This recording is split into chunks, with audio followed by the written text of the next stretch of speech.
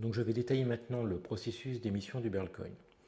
Alors pour émettre du Berlcoin, la première chose que l'on fait, c'est d'abord d'acheter un bien immobilier.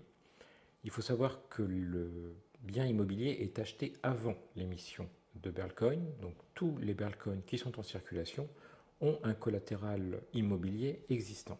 Nous ne sommes pas une société de crowdfunding immobilier où on collecterait l'argent avant d'acheter un bien immobilier.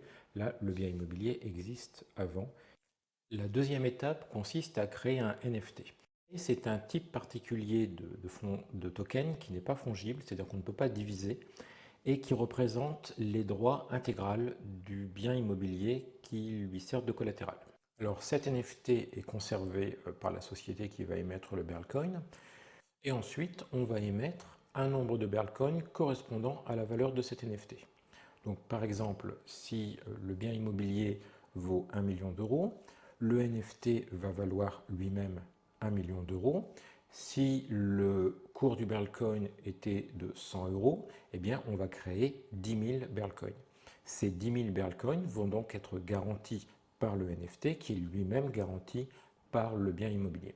Le nombre de Berlcoins qui ont été émis reste fixe, il est intangible. S'il y a 10 000 Berlcoins qui ont comme collatéral un bien immobilier, il n'y aura pas de réémission de Berlcoin pour ce bien immobilier-là.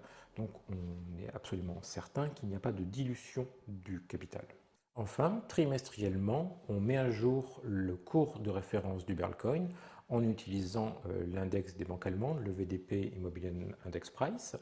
Et c'est cet index qui va permettre de calculer les royalties quotidiennes du Berlcoin. Et donc c'est ce cours qui va servir de référence à la fois pour l'émission de nouveaux Berlcoins lorsque l'on va acheter de nouveaux biens immobiliers, mais aussi pour le rachat des Berlcoins sur le marché primaire.